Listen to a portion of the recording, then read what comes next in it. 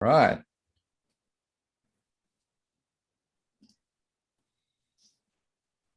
Okay. Well, let's get the show on the road, guys. So welcome everyone. Welcome to Morning Startup, another one over Zoom. Thanks for getting up and joining us. I think it's probably better doing this over Zoom today because we probably would have all been washed away if we all tried to make it into Riff. Maybe we would have got one other person in the room, but never mind. If you haven't been to a Morning Startup before, my name is Scott Glue. I'm one of the organizers. We've also got Dave Newman here. And we do this rain, hail or shine every second Wednesday. We usually put on a speaker and have some networking over at Riff. But today it's a little bit different. We've got a pitch event. So we have 8 new startups that are going to give us their 3-minute pitch. And then we have 2 special guests. I'd like to welcome Adrian Peterson from Afterwork VC and the fund. And we've also got Andrew Hagan here as well, who's an advisor investor in Perth. And they're going to provide a little bit of feedback and ask some questions on each pitch after the 3 minutes. And please, if I can encourage you to use the chat as well in Zoom. So if you're watching, use the chat to interact with the people pitching and provide them with some feedback and ask questions as well. That'll be great. But before we do get into it, it's just a couple of little housekeeping things we need to get through. So first of all, shameless plugs and any announcements. Feel free to use the chat in Zoom if you're just watching the pitches, but you also want to put out a shameless plug about something you're working on. Throw some links into the chat. Just make sure when you're doing that you've got panelists and attendees selected in the chat rather than just panelists, so it doesn't just come to us, it'll go to everyone. Yeah, so feel free to use that. And am I marketing? So we couldn't do this over Zoom whenever there's a COVID outbreak or whatever without these guys helping us out. So please head to ammo.marketing. They've got this awesome podcast called Weird Growth, where they interview Perth-based founders and innovation people. And every time I listen to this on my dog walk, there's always some nuggets of gold that I take away from listening to this podcast. So please go and subscribe. While you're there, check out their growth marketing services. I mean, knowing who your customers are, getting in front of them, delivering the right message at the right time in the right place, it's a science and it's an art, right? And these guys have it absolutely dialed in. So if you need to benefit from better digital marketing than what you're doing at the moment, please hit up the guys at Ammo. They really know their shit. Dave, I've been speaking for a while. I'm going to hand it to Dave for this one. Yeah, thank you. Again, a great supporter of Morning Startup for the last sort of, what are we now, 10 years this year in November. Yeah. So if you are looking for the next role, or you are looking to employ somebody, it's a very, very hot market out there at the moment. So again, Glenn actually gave a great talk. I think it's online. I think we put it on YouTube about how you can attract the great staff. That where the market is hot like now. Like I say, there are a lot of people asking for a lot of money because there is a shortage of good skills, and go and check that on YouTube. But if you are looking for that next role, or you're looking for the next person to bring into your team, then speak to Glenn at the Beecham Group. They'll be more than happy to help. Just go to beechamgroup.com, and yeah, they're the people to speak to. Absolutely. And of course, AWS, they're a little hosting company that you might not have heard of, but they are providing you with $1,000 USD in credits and $350 in developer support credits. So head to this little link here, bit.ly ms-aws-activate. It tells them we sent you, and go and grab your credits. Thank you, AWS, for helping us out with the meetup fees. Absolutely, absolutely. There's a shameless plug that's been put in there by Alex. Go in and have a look at dash.bhp.com. I'm just on that site now. Looks interesting. I'll have a bigger look later. So keep them coming into the chat window there. Absolutely. All right. So we'll just fly through these. These are other supportive organizations in Perth that if you're in the startup space, you need to be involved with these guys. First of all, Space Cubed. As I said, we're usually doing this thing at Riff. So if you need a place to work, do it at Riff or Flux or Fern, one of their places, or any of their regional places as well. They got great deals on hot desks and all of the stuff, and also run a whole bunch of programs out of those spaces to help you be a better entrepreneur, including Plus 8. So if you haven't heard of Plus 8, Dave, you're probably the best to talk about that one. Yeah, so my company is a Plus 8 alumni. We were in the cohort 1, and again, now we're, 23 staff, or 24 staff, I forget the new person. Yeah, it's a great opportunity for you to get in there and understand how to build your business, how to validate your customers. They do have 2 cohorts. They have the sprint, I think, which is if you have got that full-time job and you're not quite ready to commit, you can go and do this part-time and kind of learn the skills.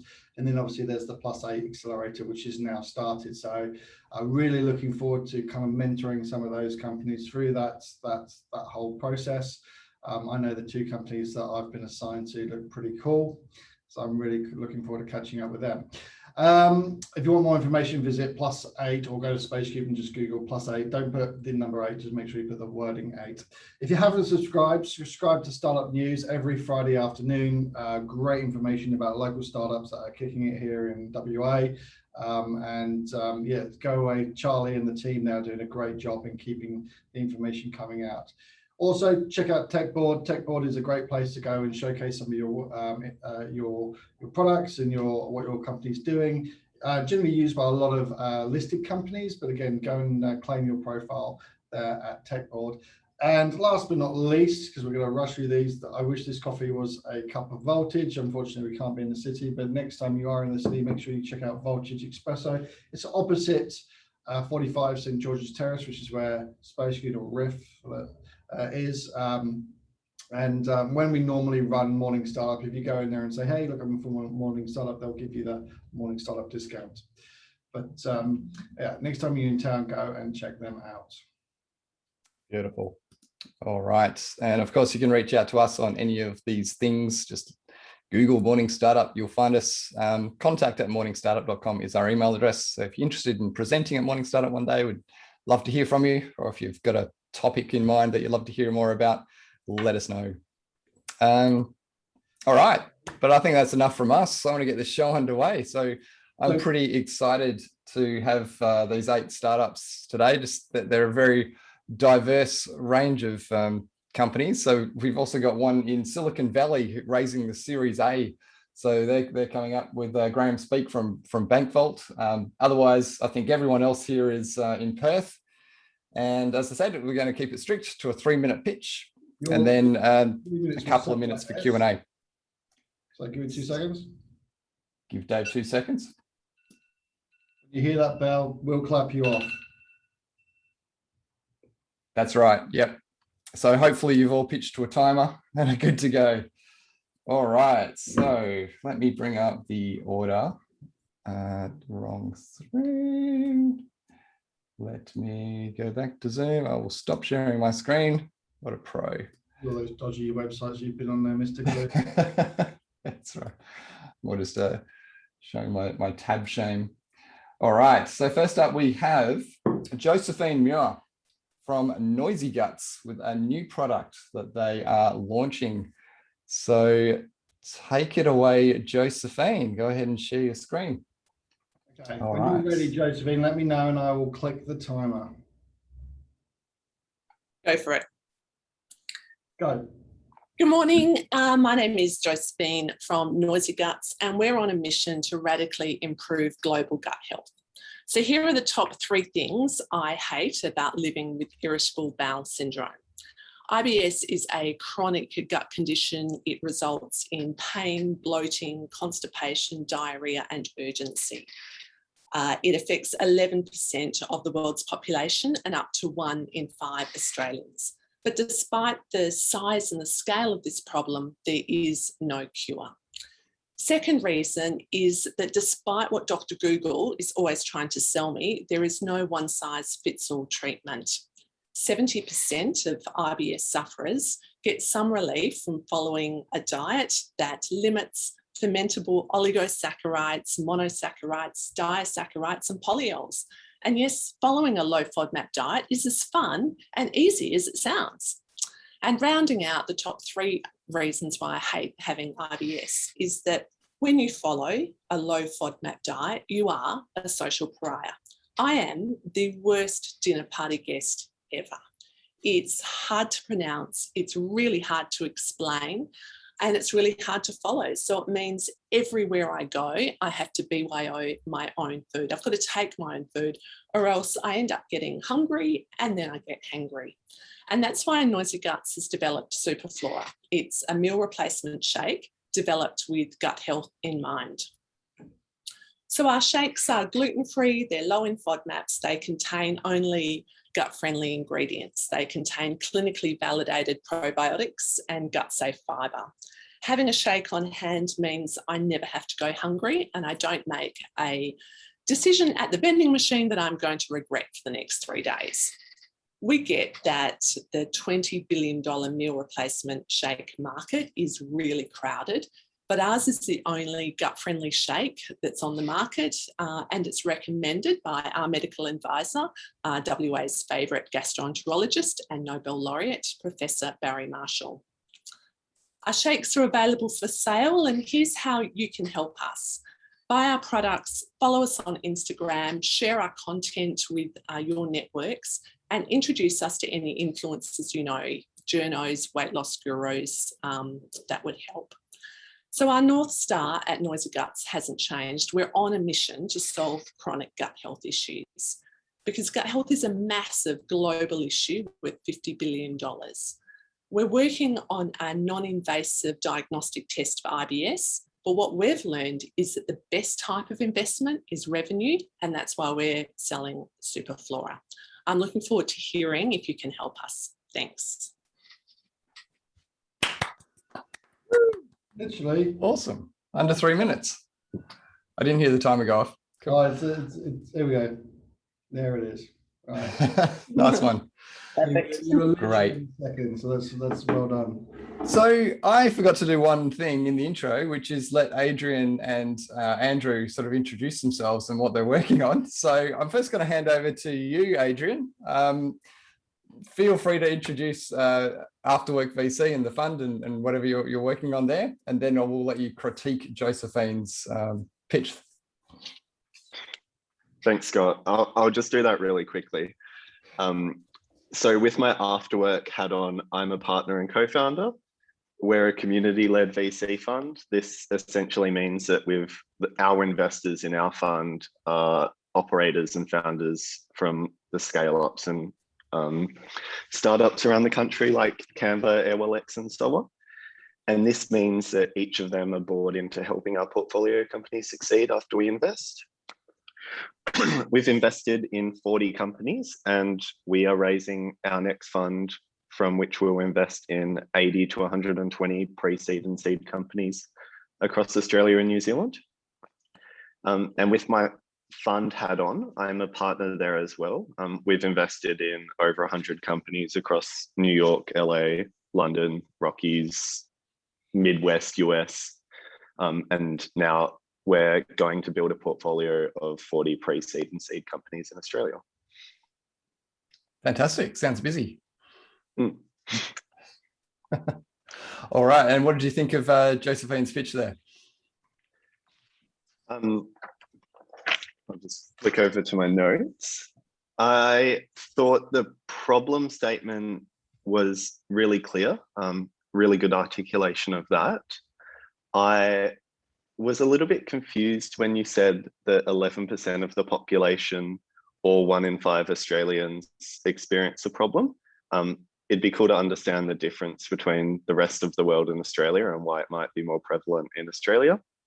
And I'd love to dig into where you're at specifically, like the success stories that you've created for customers and what your go-to-market might look like. Excellent. Thanks, Adrian. Thanks for getting up on a wintry morning. So we launched SuperFlora on the market 2 weeks ago.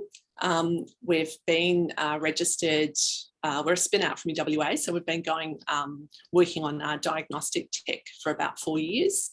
But as I said, what we've learned is that medtech takes a long time to get to market, and we don't want to rely on investment that just dilutes founder equity. So that's why we want to We're using the strategy to build revenue as a way of funding our next clinical trial.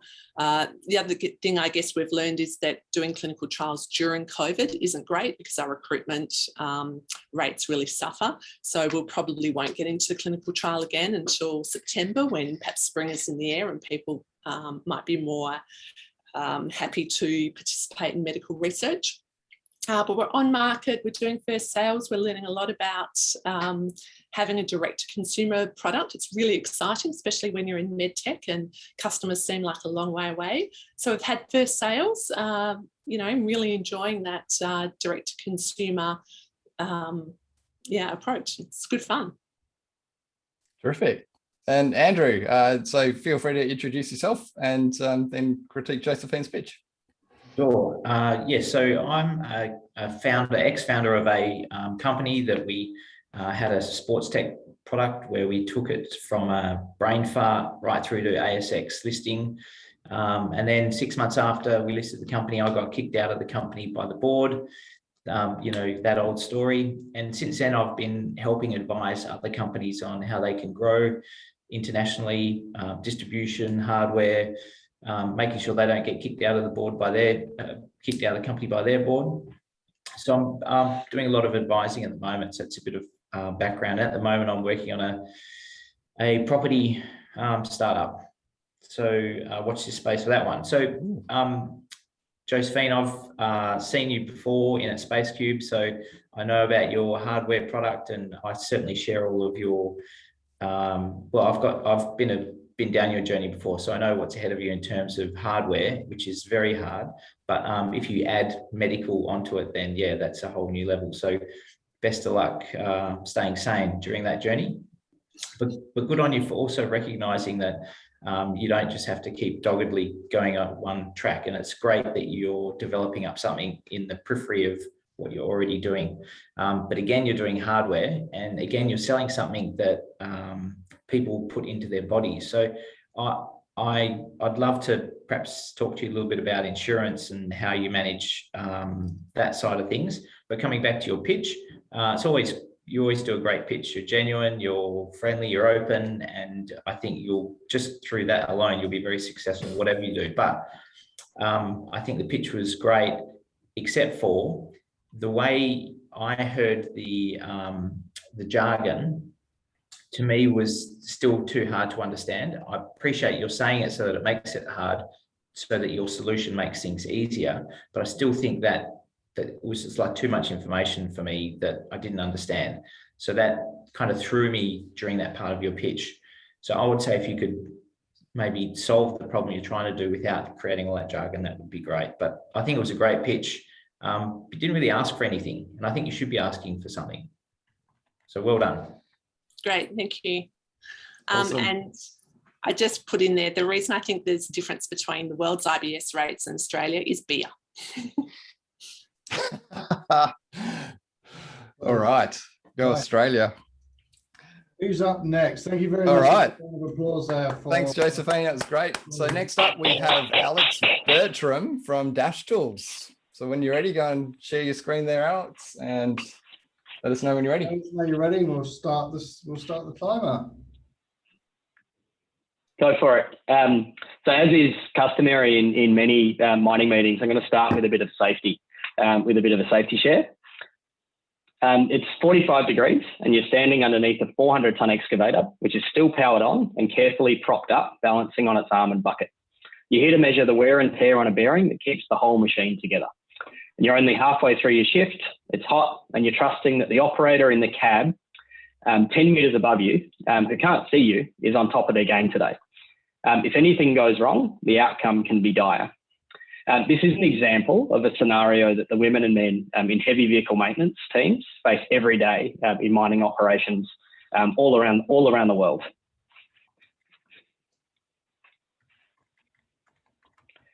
Live work, the kind of work that's performed while machinery is still powered on, is some of the highest risk work in our industry, and maintainers make up over a third of the frontline workforce in a typical load and haul operation in mining. Hi, my name's Alex.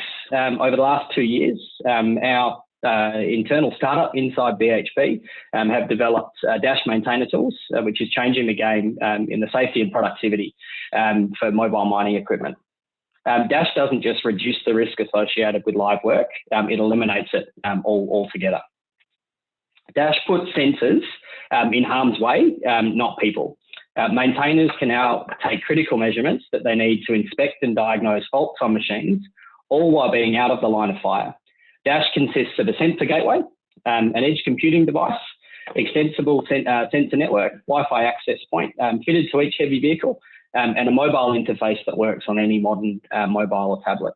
Instead of being stuck under a 400-ton machine in 45-degree heat, our people on the front line can now get all the information they need sitting in the air-conditioned comfort of their vehicle, up to 100 metres away, even when there's no internet connectivity.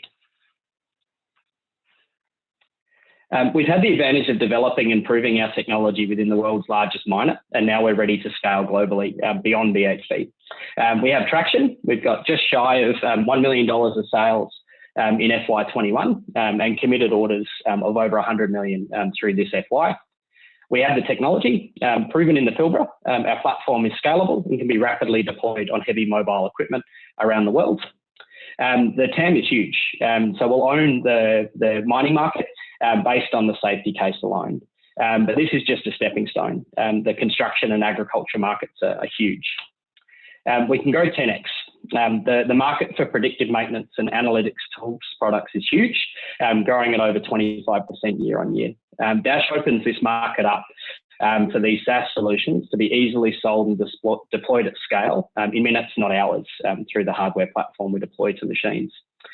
And most importantly, we have the right team, a blend of frontline mining and maintenance experts, together with software and hardware developers who have proven they can work with the agility and speed of startups with enterprise backing. You're on mute there, Dave.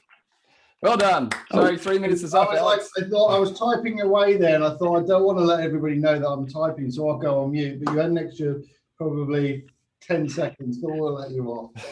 How many slides? No, I'm it. It just brings me to the ask, which is that commercialization of technologies like Dash isn't core business for BHP, and we're looking for advisors and potential investors to help us take this to the moon. So thanks for having me. Terrific. All right, so I think I'll hand over to Andrew first this time. Right.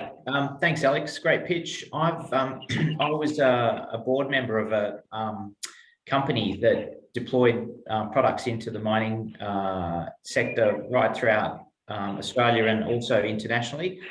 They also had a bit of a hardware product that they had to sell. It made a very human-heavy business. Now, I'm curious. This is backed by BHP, but who are the actual owners and founders? Can you tell me that quickly? Yeah. So the IP is owned by BHP. We've developed it inside, and we're at the point now where we're assessing how we make the solution available across market.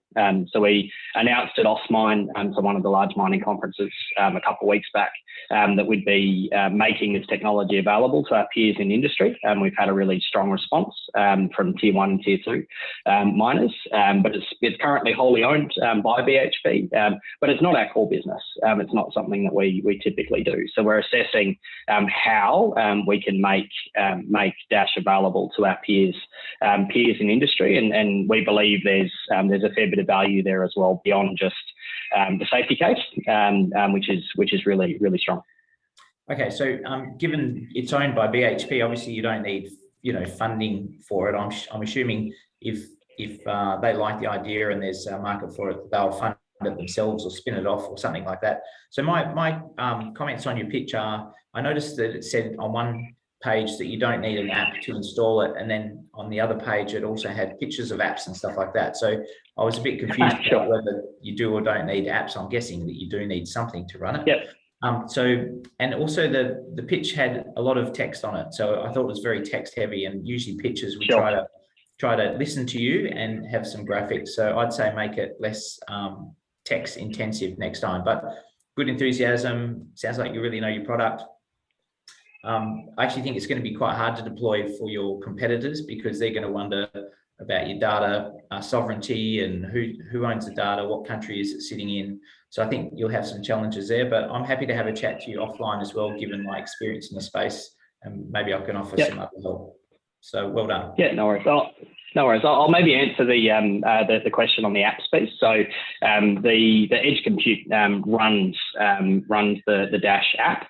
So the maintainer or the fitter in the field doesn't have to go and install something on their device, which is something they typically don't like doing unless it's a device provided to them. So it's a web app basically that runs on the edge. Your point around our peers. It's another reason why, other than it not being core business for BHP to sell tech to Rio and others, the sovereignty piece. So it needs to be at arm's length from BHP to be able to do that. So and thank you for the pickup on text heavy slides. Brilliant. Alex. All right. Adrian. Have you got any comments, Adrian? You're on mute. There you go. Perfect. Awesome pitch, Alex. I just one question from me. Can you talk a little bit about how many sites and how many machines you are in across BHP, and like what the gates of confidence at BHP needed to, like what they needed to build confidence around on like particular types of machines to let you go onto more machines and then onto other sites? Yeah, sure. No, it's a really good question, Adrian. So maybe answering the first piece. So we started this work within the South Flank operation, which is a new mine that BHP have just commissioned in Western Australia. That mine makes up around a third of BHP's iron ore shipping capacity. So it'll be the largest iron ore hub in the world. So we've almost kind of bootstrapped within that operation.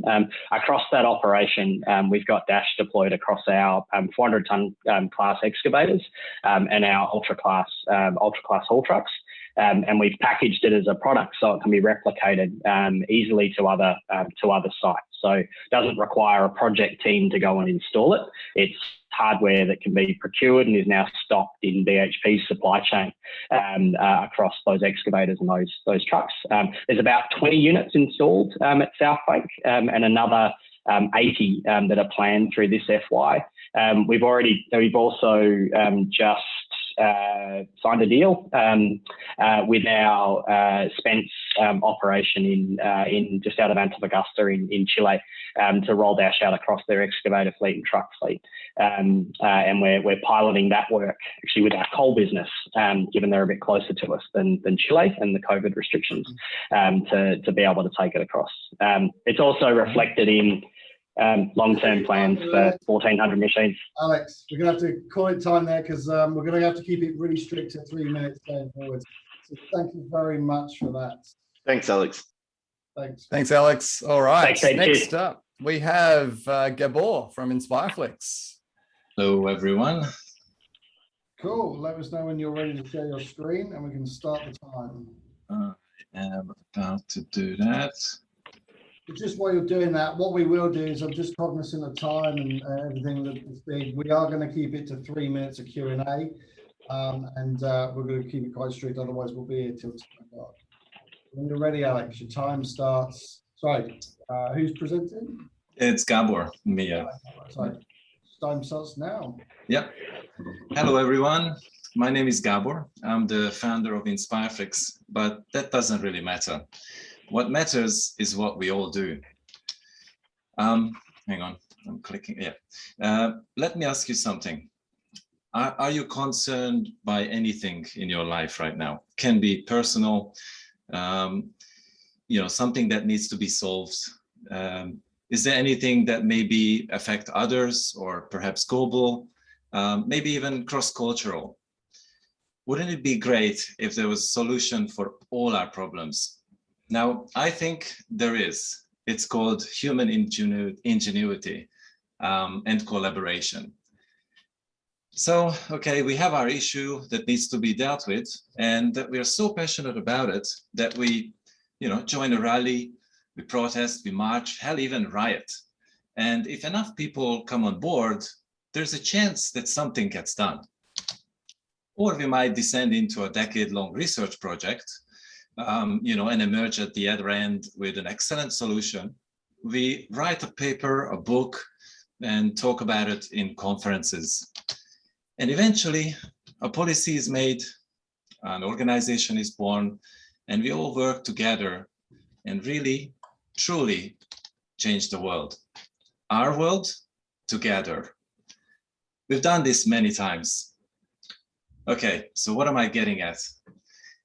If you had to think of a single most powerful medium of today that could be a huge help along the way to convincing people to support your cause, wouldn't it be video? Powered by the interconnectedness of our devices, of course.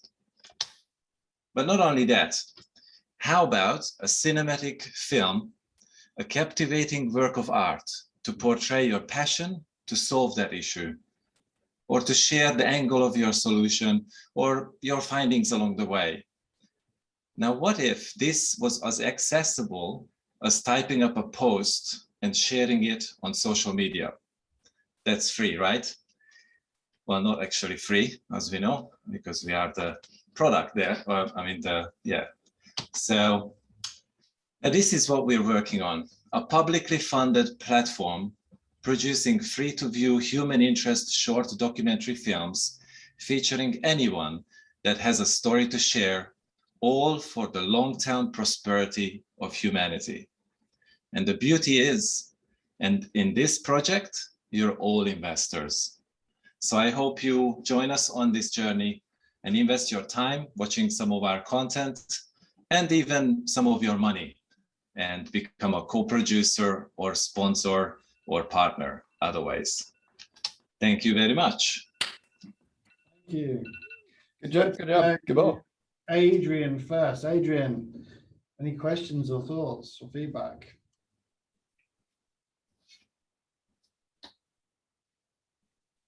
Hey, Gabor, I think in the context of a 2-minute pitch, I think you'll do much better to bring the intro in much shorter and really give a picture of what the product does to everyone. Yeah. Hey, do you want to give another go at just trying to give the 20 seconds on the product, just like up front? Yeah, sure. It's basically a platform that is funded by the public and our fund. We are a non-for-profit, and anyone can pitch their story and we'll make it into a short documentary film. That's about it. Cool. And it's free, I think, free of charge. Yeah, obviously. I think that was much clearer than the intro to the pitch at the start. So I would probably in a 2-minute pitch, I'd probably lead with something like that. Okay, so up front, basically, that yeah. Yeah, well, condense the problem down into something shorter, and then lean in with something like that. Okay. But I know we only have 3 minutes, so I want to give Andrew a chance to react as well. Go for it, Andrew. Thanks, Gabor. That was, you can certainly see the passion in what you're doing. And I had a look at your website earlier and stuff, and I could tell it's a real passion project, and that comes out before I even heard your pitch. So well done for embedding your passion into your product. And look, I have to mirror what Adrian said about your pitch. You did spend too much time creating that passion and creating the sense and drawing me into the pitch. Which I did emotionally, but then there wasn't enough time to understand what was at the back end. So I'd say that as well. I'd also don't quite understand the funding part of it. Like you say, it's publicly funded. You say you're backing it, and you also say you want donations. So there was a bit of mixed messages there. So I wasn't quite sure. Perhaps you can clarify that part in a short pitch for me at the moment. Yes, certainly. It is all three of those. So we basically trying to solve an issue that is quite expensive in general to create these films. So it's a multiple fold. It's pretty complicated. That's why I chose to do the pitch this way. It's obviously very unorthodox, but we have a public fund, which is a charity where, it's tax deductible donations can come in. We have a PTY Ltd, which we run like a non-for-profit, where we take donations on like as a subscription kind of thing, for which we actually give something in return.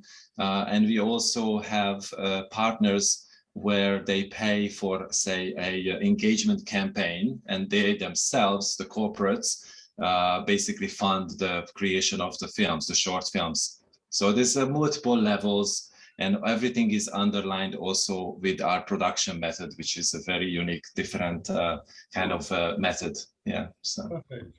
All right. Well Thank done, you. Gabor. Thank you. Who's Thanks. next on the I'll list? stop the Right. sharing. Next up, we have Headstart Careers And just and while we're Shaz. using the screens, if you have any questions for any of the presenters, or even for the presenters just want to add a little bit more context, because I don't feel they've had or the 3 minutes wasn't long enough, feel free to throw it into the chat there, and it gives everybody an opportunity just to learn a little bit more about your product. The one thing I'd say about the last presentation is, can you put your URL into the chat so we can all go and see it and have a look afterwards. So let me know when you want me to push start on the timer and you're ready to present. Yep, go for it. Thanks, Syed. Okay, morning everyone. My name is Shaz. I'm a co-founder at Headstart. We operate a virtual recruitment app for students. A bit about me first. My background has been primarily in tech and in operations. I worked at BHP for over 5 years, building a number of apps there. And by the way, my contact details will be at the bottom of all the slides. So if you're interested in anything I share today, feel free to get in touch. Bit of context behind Headstart. As we all know, tech's playing a pretty big role in pretty much every industry. But one industry in particular that it's changing at the moment is the graduate recruitment industry. With COVID, face-to-face career fairs and in-person interviews are no longer possible. And so employers are looking for better ways to connect with the 300,000 students that graduate every year and enter the workforce. And so enter Headstart. We're an online end-to-end recruitment platform helping entry-level talent to match with employers that share their interests and skills and values. The app has several thousand student users on it already, thanks to our partnerships with a number of Australian universities. And it works by algorithmically matching students with employers. We're different to LinkedIn because we're specific to graduates and to students only, which is a market that LinkedIn doesn't really support very well. The benefits for students are that they can use our app to find the best jobs suited to each individual while experiencing an easy and streamlined application process. For employers, they can use it to attract the right talent for each role and to reduce their recruitment costs. And lastly, it's an easy way for universities to increase student employability, which is a really important KPI for them. So far, we've got over 120 employers across a number of different industries on our platform. There's some big brand partners there, such as Accenture and Monos, etc. But we also have a lot of startups and SMEs that don't often have a lot of brand awareness among students. And so they can use our app to attract the brightest talent to the company. So why are we here? Well, we're looking for people, more people, I guess, to join the journey with us as we keep growing. So we're interested in hearing from any proven sales and growth co-founders that have worked with startups in the past, as well as any technical co-founders.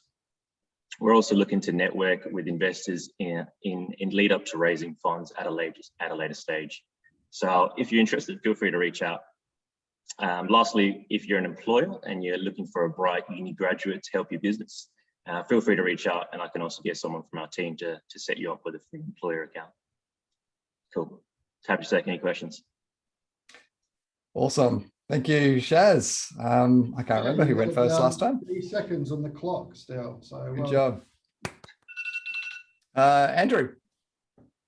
Yeah, thanks for the presentation and great to see a bit of traction. I'd be keen to understand a bit about how you monetize your product and perhaps what traction you've had from a monetization perspective. I think the pitch was pretty good. you seem really relaxed. You seem probably more relaxed than you should when you're pitching for help. But I guess that's because you've got really good traction. It seems like you've got a good thing going on already. So there's no sort of desperation in your eyes that I can tell.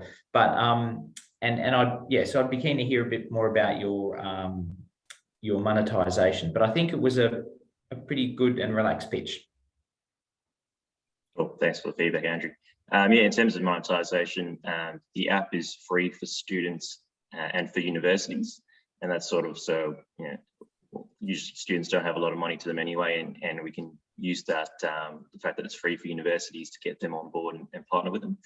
The model works around employers paying sort of a subscription fee to use the platform in its unlimited features, or for smaller companies that kind of want to dip their toe in and get a feel for it. There's a sort of pay-as-you-go service where they pay based on the success they have in finding a graduate or candidate through the platform.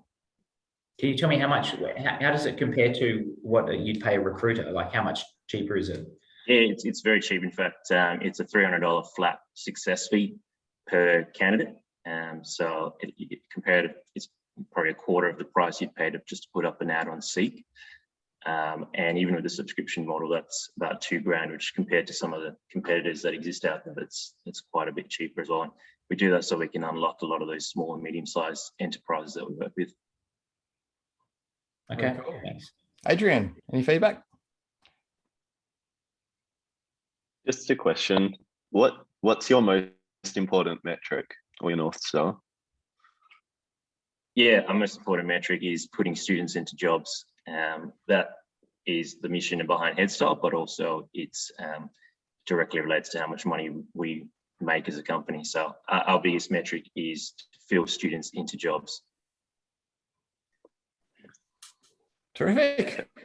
Good job. Good job, Chaz. Yes. All right. So next one, we have Graeme speak from BankVault over there in San Francisco or Silicon Valley. Can't remember.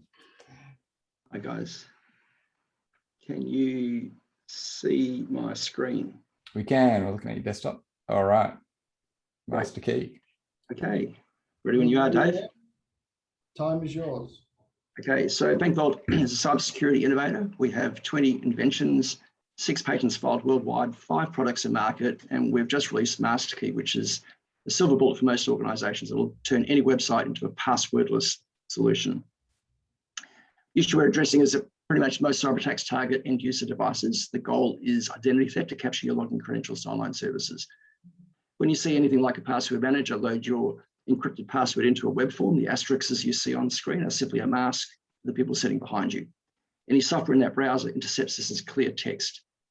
And so this is a really big problem. Password managers actually expose credentials. Two-factor authentication is a great solution. It's not completely infallible. It's a bit of a pain in the neck to deploy and to support and to use. And I've only got to change the bank account number behind your screen that you've just loaded up a list of creditors just to pay. You authorize it with your banking fob and the money goes to my bank account. You'll need to spend the next 10-8 months convincing the bank you're not defrauding them. Whilst the 2 most precious assets in your bank account were your cash at bank and reputation, literally went overnight. It's just one example. There is a solution to this, which is passwordless authentication. So from the foundations, it's designed to actually prevent this. This is a massive booming industry. It's really just started. This year is predicted to be about $45 to $60 billion industry, growing at 30% compound annual growth rate. This is massive.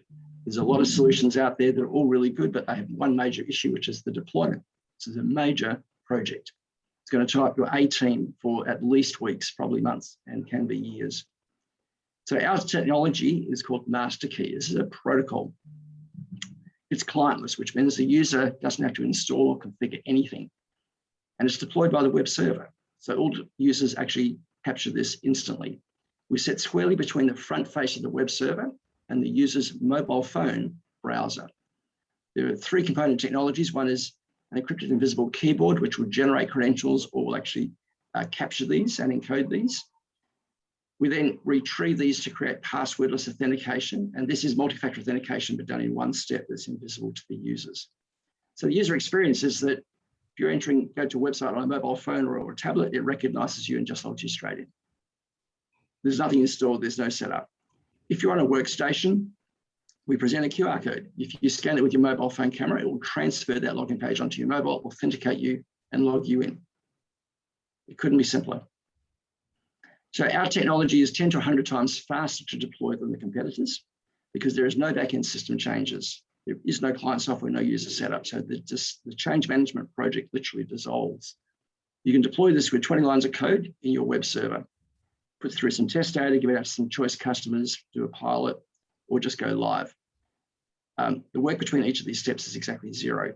And there is no single point of failure, so there is no technology risk. And this is no security risk because it's the user's normal data input, only we've abstracted it away. It's now controlled by the institution. Sorry, Graeme, 3 minutes is up, mate. Very quick. Good job. All right, I'll hand over to Adrian first. Thanks, Graeme. Is the right way to think about this, like it's similar user experience to what you might get from Fast, but you're deploying it in a way that's like Auth0? Yeah, we are, as I said, about 10 to 100 times easier and faster to deploy than Auth0. And there is nothing for a user to install or configure or set up. It's basically invisible to the user. That's our competitive edge. Our closest competitor about 10 days ago raised $543 million Series A, which gives you an idea of the size. Is that Fast? No, it's not. Is that? No, it's not. No. It's a company called Transmit Security. And I would say that our technology is still 10 times easier to deploy than theirs. Who's deploying it though? So who's your user? So our customer is actually the end user. Sorry, not the end user, but the institution. Who within the institution? So the organization's web server is where it goes. So for example, Verizon is going to trial this right now. They would make the change to their web server and all their users simply inherit that capability. It's basically, yep. Okay, Andrew, any feedback? Hey, Graeme, good to see you, mate.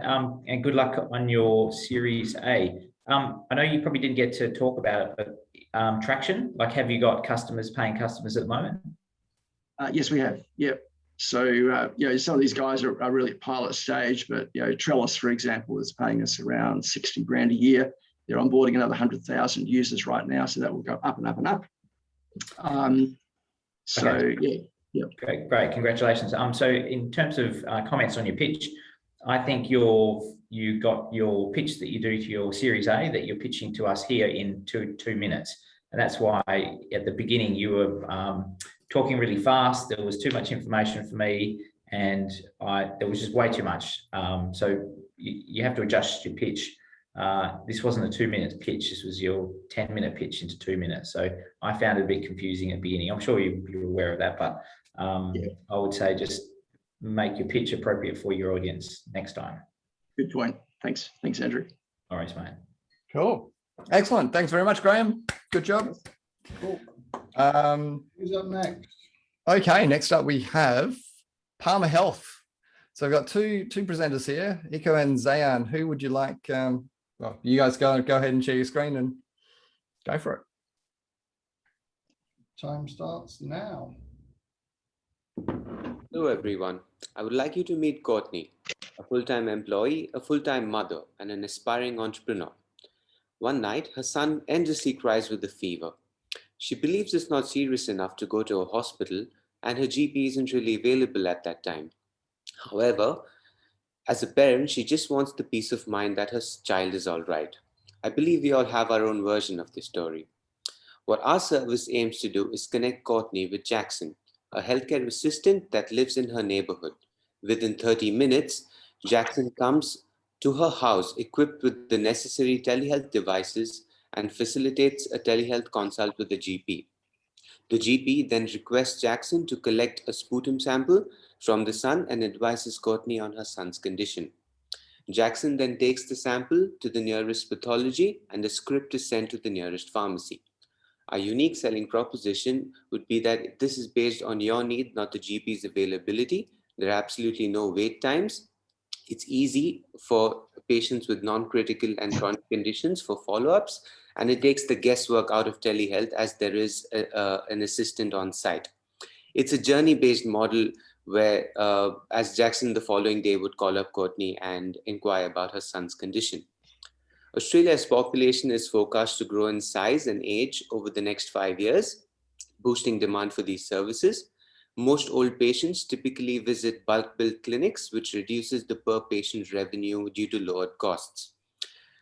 Greater patient and consult volumes are anticipated to support the industry growth. And as a result, the industry revenue is forecast to grow at 3.3% over the next 5 years to around 16.4 billion. Our market channels, on the patient side, we'd be looking to set up in a suburb and then expanding to other suburbs, partnership with realtors or maybe physiotherapy and chiropractic clinics who usually have an older clientele. For the healthcare assistant side, we'd be looking to partner with TAFE or universities and graduate nurses who usually seek an experience opportunity. Our team consists of me, I'm Zayan, I'm a medical doctor, and Echo is a UX designer. What we're looking for is any sort of critique or suggestions and mentors, mainly in the legal and operational feasibility of our service, and the revenue stream and cost modeling confirmation specifically. It's where we're struggling right now. Thank you. Well done. Excellent. All right. Any feedback? Adrian. How so what have you built so far? So literally what we've done so far is just try to see how our service works. We can't really test it out on patients without a license.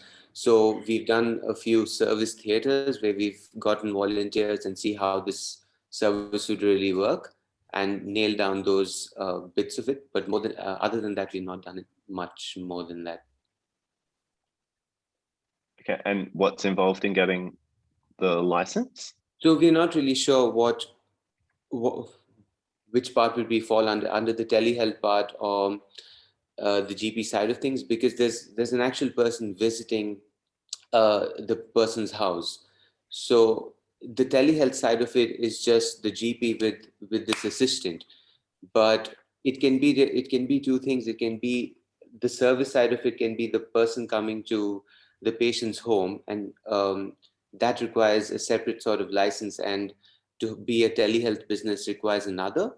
So we are currently quite confused in that area, whether to see what license to apply for and things like that mainly. All right, Andrew. Okay. Have you done any validation with your potential customer, like that mother with a child who's sick? How many people have you spoken to like that have said, oh, they'd be happy for someone they don't know to come into their house while their kid's sick? So this is based on people we have interviewed, and Courtney is actually a real person except the picture. I think we've interviewed around, I would say around 35 people, I would say so far. And most people say, hey, I would use this for my parent who's aging, or most people say that this would really help for my child. As long as I know my child's not going to die, I definitely use the service, and we've had people say that. Okay, so I think your pitch seemed to be okay. You didn't really talk about how you monetize it and how you turn it into a business. So I think I'd add that to your next pitch. But just as a bit of business advice, I'd really try and understand, because I personally think that you'd have a lot of problems finding people who are happy to have someone that they don't know, particularly who's not a doctor, come into their home. That's a real, I think, potential barrier for entry. You'd probably have to happens, the nurses do that in a community setting already. You have nurses who you've never seen before come over to your house, and they're complete strangers. You have physiotherapists who do it as well. You just book them on demand and they come as well. So the people we've asked also don't seem to have a problem. These health assistants would be not any random person. They would be qualified with a certificate, let's say in phlebotomy, or they would be graduate nurses. They wouldn't be someone with absolutely no medical knowledge whatsoever. Yeah. Good. All right. Thanks. All right, terrific. Thanks, Ad. Okay, we're on the home stretch, guys. So next up, we have Katelyn from SeedCulture. So take the screen when you're ready. Yep. All right, there it is. Awesome. You ready, Dave? Got the timer? Hi, Go for it. I'm Katelyn, co-founder of SeedCulture. We're on a mission to embed sustainability into the cultures of organizations everywhere. I wanted to begin with the story of Max. Max is the sustainability lead at Xero, a fast-growing tech company. As stakeholder demands for sustainability continue to skyrocket, Xero have taken steps to address this, including becoming carbon neutral. However, Max knows this isn't enough. The wider Xero team, particularly the younger generations, care about issues like climate change and want to be a part of this journey too. But Max simply doesn't have the time and training to manage large-scale engagement campaigns. Max's problem and the problem of employees and the HR teams that want to engage them can be summarized in this slide. While sustainability is a rapidly growing imperative, many organizations lack the tools and resources to embed this into their culture. This engagement, or lack thereof, impacts the attraction and retention of employees, reduces employee-led resource efficiency, and green innovation. The solution? SeedCulture. Our gamified SaaS platform helps organizations encourage and track employee engagement in sustainability. Based on principles of behavioral science, SeedCulture helps businesses inspire employee behavior change, catalyze innovation, and ultimately create a more positive, connected culture. Employees are awarded points for engaging with various sustainability activities, such as the Meat Free Monday Challenge, and for putting forward ideas to help their business become more sustainable. As they earn points, we plant trees via our non-profit partners, doubling their impact. Our competitor moats include a community-led growth strategy that empowers sustainability champions in and across organizations, capturing valuable compounding data around engagement and impact metrics, and building out a library of shared templates in our innovation lab across different sectors, adding to our network effects. Employee sustainability engagement, while an early market, is fast-growing, global, and industry agnostic. Our closest B2B SaaS competitor, WeSpire in the US, operate behind closed doors, targeting only enterprise customers with a bespoke offering. Unlike WeSpire, our platform is configurable and scalable, and our tiered monthly pricing model based on team size makes it accessible for more organizations. As a team, we're united by our passion for sustainability, but have a great diversity of corporate and startup experience and complementary technology and growth backgrounds. So we're currently in phase 1 of our go-to-market, piloting our platform with 9 companies, including Vodafone. In phase 2, we'll launch commercially and formalize some of our sales channel partnerships. And in phase 3, we'll begin to cross the chasm into further market segments through our bottom-up acquisition strategy. We'd love an intro to impact-driven angel investors ahead of our raise, or to any companies interested in participating in our free pilot program, or any potential channel partners that provide sustainability consulting services. Thank you. Wow, 3 minutes exactly. Nice work. Now, I know Adrian unfortunately has to get going very, very soon, so I'm going to hand over to you first, Adrian. Thanks, Scott. Yeah, really like the pitch, Katelyn. Really interested in the intersection of workforce culture and sustainability. The one question for me would be, how did you land at your price point relative to your go-to-market model? That's actually something we're still finalizing, the pricing strategy, and there's a few factors at play there, including making sure that the right incentives are there for organizations to push it out to their whole team. If it's a sort of seat-based pricing model, they might not be incentivized to do that. So there's a few factors at play, as well as the fact that we're paying for the trees as part of the subscription. So that needs to be predictable. That's factored into our point system to make that constant. But yeah, that's certainly something we're still looking at, and also testing with our pilot customers, what's their you know, there's not a huge amount to go off in terms of our competitors offering something similar. So we're really having to start from sort of base principles to work out our pricing model here, and using a few different methods, including sort of our value metric there to really nail that down. But I'd say that's still something we need to firm up. Yeah. Have you asked for more? As in asked for more. Have you tested a higher price point? Yeah. So when I say tiered, you know, this would be for smaller teams. Obviously, it's a lot less.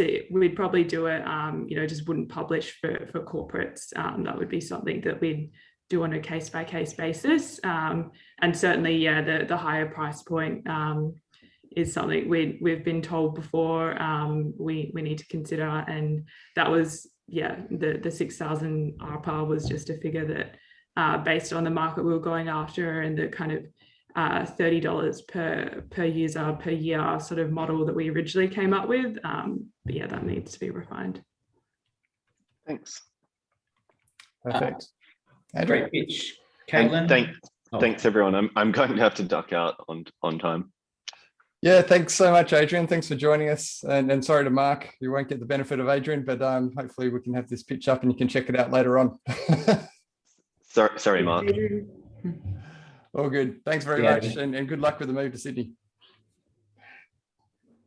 All right, Andrew.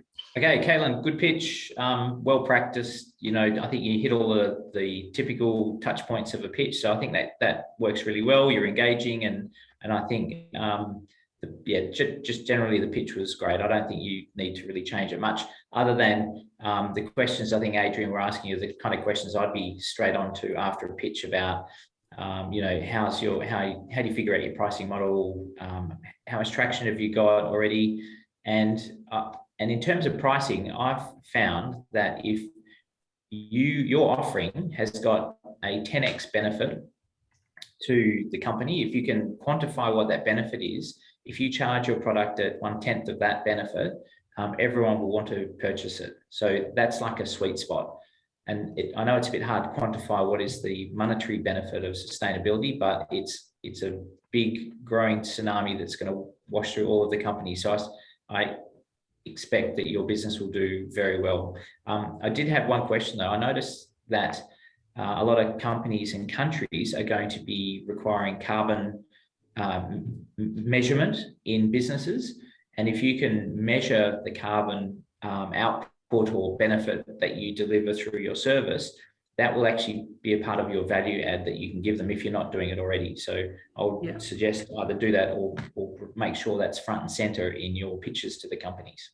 Yeah, we certainly are looking to measure that. We're not able to right now with version 1 of the platform, but we are looking to calculate particularly both the employee carbon emissions, which falls under scope 3 emissions that lots of companies are tracking, and also through the initiatives, the Innovation Lab, tracking the carbon emissions there as well. But yeah, it's a great point and something a lot of companies are interested in. Yeah, good on you. Excellent. Well done, Katelyn. Good job. All right, we are on the last pitch. Lucky or unlucky last. Thanks for hanging around, Mark. We have Mark Armstrong, who is pitching Premfa from Primo Systems. When you're ready, Mark, you're on mute at the moment. The good old you're on mute. I wonder how long it'll be before it doesn't become part of society. No, you're still on mute, Mark. Still on mute, Mark. There we go. Down the bottom of Zoom, hit your microphone and the bottom left should be an unmute. It says unmute. Oh, do you want to whack it in the chat? Getting technical issues. Can we unmute him? I can't ask to unmute. No. I can ask you to unmute. So there. How's that? Can you hear me now? Yeah, Gotcha. Gotcha. Right. All right. So you want to share screen if you've got a slide deck? I've got a slide. Can you see that? Can you see that? No. If you can't see the screen. No. If you click on share screen in the bottom middle, and then select the screen you want to share. Hang on a second. bit strange. This, never done this before, so just bear with me. Yeah, no worries. Zoom puts windows all over the place for me, and it's Oh, it's just crazy. I don't know what's going on here. Don't know what the hell's going on. My system's going absolutely nuts at the moment. Oh no. So I'm not quite sure what the hell's going on here. You can't see that. You can't see it at all. Nope. No, not yet. Okay, let's just see if there's something going on. Wait a minute. I've got a lot of windows open because I'm actually working at the same time. So my apologies for that. Multitasking. Dave, I don't know if you can right click Mark and go ask to share screen or something like that. I'm not gonna... I can remove Mark, but that's about it. Oh, okay. That doesn't help. No, I can't ask him to share his screen. Yeah, it's not allowing me to share for some reason. I'm not quite sure why. I mean, let me get out of the system and then see if I can reboot. Just a second. Okay, in that interim, we'll wait. We'll give you an extra kind of a few more minutes. No problem. While we're waiting, just to be a bit efficient with time, does anyone have any questions for me? Even those people who are in our attendee list, in fact, you know, or some of the people that are watching this, do you have any questions? I have a question there, Andrew. Just sorry, back to the pricing model of charging 1/10 of sort of the calculated or estimated ROI. Is that a standard figure, that 1/10, or where did that come from, or is that just a kind of a way to frame the pricing? I think it's just a human reality. Like if I could offer you anything that was 1/10 of its value to you, you would just buy it. You go, wow, why wouldn't I buy it? It's such a great thing. And that applies to just everything everyone does. So if you can deliver that value, then that creates a change. So your biggest competitor right now is called business as usual. So you've got to try and break into someone, tell them to change everything that they're doing, how they do it, and what they think about every day. So that's a really big ask of anyone. Doesn't matter what you're selling, and you're selling something good, right? So you've got an advantage there. But unless it's going to be a 10x benefit for me, to be honest, I'd rather, and this is just human nature, I'd rather just keep doing what I'm doing. So you've got to break through business as usual, and this applies to everyone here. So if you can deliver a 10x benefit, people will just buy it straight away. They won't question it at all. So that's where I base that from. Super. Thank you very much. No worries. Josephine, did you? I was just going to ask, Andrew, you mentioned insurance before, and you know, one of the things we hear about is having a more defensive approach to you know, our startup. So I guess I'm just wondering why you mentioned that, and whether that had, you know, played out with your own company. Yeah, like we were selling a hardware product that we sold all over the world, and it was fits on a bicycle. So you meant to put it onto a bicycle, but we had some discussions with some people internationally about insurance, and they basically said, what if a baby swallows your product? And we were like, why would a baby be playing with it? It's meant to be on a bike. It doesn't make any sense. And yet they said, you need to have some level of insurance to cater for these weird things. Now, my product's not for people's consumption. Your product is. What happens if there's something, you know, like a glass shard in your shake, and, you know, someone ingests it? I imagine you have to cater for that through insurance. So that would be my point. I fixed the problem. Has everybody can see that now? Oh, right, let's get this. Yes, we can. Yeah, fantastic. Sorry about that bit of technological breakdown. My apologies. No worries. Turn it off and on again. Now, sir. So you can hear me as well now? Yep. Fantastic. Okay, let's get going. So good morning, everybody. My name's Mark Armstrong. I am the founder of Prendiville. I'm a practicing exercise physiologist, a fellow of 25 years, and I've done over 10,000 assessments, which you'll see how important that is as I get into this presentation. Prendiville is a solution for the continued unsustainable practice of companies, and as part of their hiring process, to send all individuals off for medicals, when in actual fact, the vast majority of them don't need these medical assessments as part of this hiring process. So in turn, with this, we bring a whole lot of issues. So you've got this going on, and with these medicals, there's a whole lot of other issues that come out as a result, like time taken to complete the assessments, cost between $400 and $800 per assessment, a one-fits-all process, and there's a whole range of issues that come about, and it just slows it all down. So what we did, started 5 years ago, was to build an online process called Premfa, which would address these issues in years to come. So essentially, we've defined the market, or I guess the client in Australia, as any company who hires personnel. We've valued the market at somewhere between 480 to 560 million annually. That equates to about 600 to 900,000 of these assessments. And we've also looked at it from a global perspective. Premfa does have application globally.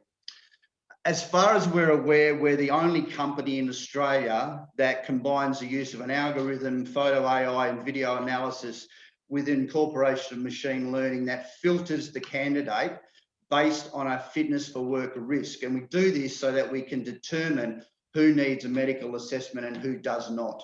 And so far, all of the testing and all of the foundation clients we're working with, and our first signed up client, we've now got that down to only 25 in every 100. And we hope to get that down to 10 per 100 based on previous research that I've done over the years. Can it be copied? Yes, nothing is impossible to duplicate. We all know that, but we believe that the time so far that we've spent in the development of the algorithm, the photo AI and the video analysis, coupled with the fact that we've probably considered to be the first move advantage, we're not going to be too worried about competition in the short term, and by short term, 1 to 2 years. Also, Premfa is currently a trade secret with a number of registered trademarks. We've looked globally at the opportunity. We've taken 3 areas: Canada, the UK, and the USA, and based on the fact that they're very similar demographics, industry-wise, OH&S-wise, and if you look at the population, we've used the same analytics to estimate what the market value for these areas are. In Canada, it's about 720 million. In the UK, it's just over $1 billion. And the US, we're still calculating that market, given the fact that it's a population of 331,000. Thank you, Mark. Have you got on you, Mark? Hit the 3 minutes. Yeah, I've only got 2 slides. It's the API. That's our marketing, straight into global screening companies and HR platforms. And our ask is we'd like to talk to companies that are a similar position. We've already raised our first lot of investor capital, but we'd also like to speak to others because I'm sure we're going to need some further capital down the line. Thanks very much. Cool. All right. Over to you, Andrew. Okay. On the pitch, I think it needs a lot of refinement. There's a lot of mixed fonts, a lot of caps here. Some places you say millions with the word millions, others you use all of the digital millions. So there's a lot of there's stuff going all over the place so it wasn't very concise. And I think if you had a look at Katelyn's presentation as an example of how you can deliver a presentation, how it looks, I think that was a good example to look at. So I'd encourage you to spend a bit more time on the pitch in terms of how it looks. I didn't hear much about how you monetize it. So can you give me like a 20-second run on how many customers have you got and how they pay for it? Okay, we've got 3 foundation clients who pay transaction cost, along with a 2-year signed up client also pays a transaction cost. Transaction cost covers your sign up and your transaction per individual, and that's $180 plus GST. Anything outside of that transaction cost, for example, development of an API with specifics, that's a different price point, and we have that negotiation separately. So we've got a one fits all, no matter what the level of transaction is for your company, whether you do 10 a year or 1,000 a year, it doesn't matter. Okay, and is your base product taking a company's series of new employees and minimizing the amount they have to spend on that group of employees in terms of their medical assessment? Is that? Well, yes, correct. All new candidates that come through, as well as existing candidates, particularly if they're doing health surveillance where they reassess everybody every 2 years. Okay, so your pitch to the company is at the moment you're probably spending $2,000 per employee. per new employee to get medically assessed, I can bring that down to $200 by using my system and my SaaS model, something like that. Yes, correct. Okay. All right. So yes, I think also, yeah, no, I think it was I think if you can refine what the pitch looks like, and then also just, you know, hold fast to the timing depending on your audience, that would be great. Thanks very much. Appreciate your comments. Good luck, and yeah, sounds like a good idea. Yeah, I guess my feedback would just be, I'd like to have seen like just a few more, less of the API stuff. You know, these sort of situations, your audience may not be so techie. It's more around, I'd like to have seen your traction. You showed me a lot about your market value, but I'd like to have seen more around your traction, your business model, pretty much mirroring what Andrew said there. Scott? Right, thanks very much. And for me, even an example on how the AI and machine learning actually provides benefit to your customers. You know, we find AI and machine learning is kind of like sprinkled on like fairy dust on a lot of products out there. And if you can actually show a real use case, like we're detecting this to get this result or something along those lines, that would have been cool. Yeah, Scott, a good answer to that would be the medications we've seen. We've actually plugged straight into the TGA in Canberra, and we're using machine learning to look at all the medications. We've got over 285 listed medications, a lot of which are mental health, and we're using that to deal with a lot of the questionnaires, which the algorithm then subsequently uses. So yeah, I get your point on that one. Good comment. Yeah. Thank you very much. Don't worry, Mark. We will make sure that Adrian gets a copy so he can see your pitch. For everybody else, thank you very much for it. We've got exactly 12 minutes. There are a couple of questions in the chat here. One is from Cassie. Andrew, do you have thoughts or experience about venture building, aka startup studio, as a business model? In particular, how do investors typically view such proposals? I'd probably need a bit more information on that because it's hard. I find it hard to answer the question. I'm not sure what she means by startup studio. I've not come across that. Yeah. Maybe somebody else has. All I do know at the moment is from interaction is there seems to be quite a bit of money around there at the moment. If you are looking to pitch and get investment, it comes down to obviously having the traction, having a good product, validation, the normal stuff that we talk about every single week here at Morning Startup. Myself, if you're looking to bootstrap, I've bootstrapped this business. Happy to share some of the insights through it. But yeah, interesting times at the moment, definitely. Scott, who have we got on next week or the next fortnight? Yeah, great question. We just had a bit of disruption yesterday with a speaker that we got planned. They're wanting to do it a bit later, so stay tuned. But we've got some good speakers coming up. We've got Kate Harris-Slade and Peter Van Brookum from TechBoard. They're going to talk about their latest startup report for Perth. We also have a talk on UX and design thinking coming up. So those are the two that might be swapping around. And we've got Julian from Tiller Rides, which is a new e-bike startup in Perth. He's going to be sharing a lot of his learnings and learnings, I guess, over the past 18 months, getting their business off the ground. So those are just some of the talks that are coming up. So stay tuned, look at the meetup page, and hopefully we'll be back at, well, we should be back at RIF in 2 weeks' time. Hopefully, fingers crossed. Thank you again to everybody. Special thanks to Andrew. Special thanks to Adrian for taking the effort. Absolutely. Thanks so much, guys. And I hope all the pitches, thanks for your time. And I hope you got something out of that. And best of luck for the coming weeks, months and years, getting these companies off the ground. Hey, can I ask a quick question while Graham's on the line here? How much are you looking for in your A round? We were asking for a $5 million Series A. And 5 million US. And then the other day, like literally 10 days ago, our company we thought was our closest competitor raised 100 times more than that. And it's kind of just changed the game a bit. So most of our competitors have raised typically $20-30 million Series A. Yeah, we are arguably just so much easier to deploy. So we've changed it around. We're actually asking for a 20 million Series A. And if somebody says, well, you haven't got quite enough traction yet, well, give us the first 10, and then we do the other 10 later. So it's actually flexible. Oh, good luck with that, mate. And again, I don't know how much time is available, but I've got a couple more minutes if there's any other questions. Dave. So what I'll do is I'll invite all the attendees in as well. Promote to panelist if you want, and I will promote you all to panelists. You're going to get a lot more people joining. If you have any other questions, feel free to kind of ask them here in this open forum. Use this as a bit of a networking. By the way, if you are in home in your pajamas, it automatically puts your webcam on, but I have known that happen. It's always dodgy.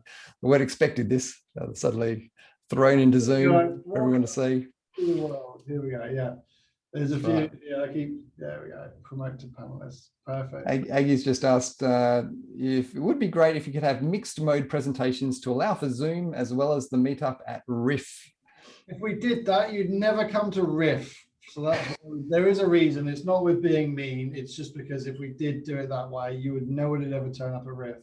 So you might as well make it online. And we think that part of morning startup is that joy of getting up at, well, for me, it's the joy of leaving the house at 5:30 in the morning to travel the hour that I have to be in the city for 6:30 to set it up. So it takes commitment to build a company. So you commitment to come to morning startup in the mornings when it's freezing cold outside. So that's right. We don't generally do the shared ones. I can appreciate some of you find it difficult to make it there, but if we did just put this completely online, we'd see probably 4 people in Riff, and the rest of you would be online. Maybe that's us. We need to adapt to the market, but we also think there's something in networking in person. Yeah. And we know Hey guys, parking is a bit of a nightmare. Sorry, I do have a question for Andrew, if that's okay. Yeah. Just you mentioned that you know, there's a opportunity to be kicked off from your board by your board from your company. So, you know, in a very short few sentences, what is the best sort of one thing that someone can make sure that doesn't happen? So selecting a board is the way to solve that. You select a good board because, you know, I mean, I know you're a founder, so you have the ability to pick who you want as your advisors. The other is to have some good wording in your constitution and shareholder agreement, which ensures that you don't get kicked off for without a good reason. Makes sense. Thank you. I'll just add to that I've just been instructed by my chairman to actually set up the other directors of the company ahead of time now. So we have 3 directors of the company. So an incoming investor would really be struggling to dominate. You know, we would never give up that control. So you're setting up the foundations at the beginning so that they can't just sweep through and take control. Yeah, thank you. I was wondering what would constitute as a good reason and a bad reason in an agreement like that. Well, you'd have to, I mean, you know, you'd have to be absolutely desperate to give up that control. And so hopefully so the idea of having 3, I mean, an investor might come on board, and if he's a big investor, might put on 2 people. We would still have control. You'd never really have 3 and 3. You'd never get that. You'd always want an odd number.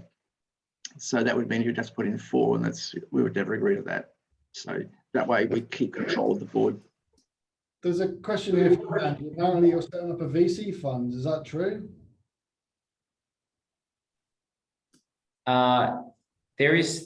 are some people trying to start up some VC funds here in Perth, and I've been talking to a group that's looking to do that.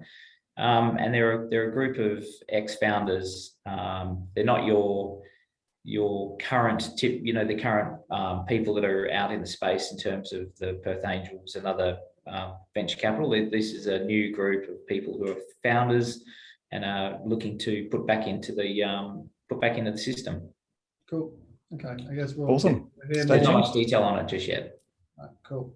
Okay, so we've got 4 minutes to go. I'm going to have to because I have a back-to-back all day today. But like I say, if you have any questions, hit us up at Morning Startup, contact@morningstartup.com, and we'll be back here or back in person in 2 weeks' time. Absolutely. Thanks so much, guys. Thanks, guys. All right. Have a great night and day. See you later. Thanks, guys. Bye. Bye-bye.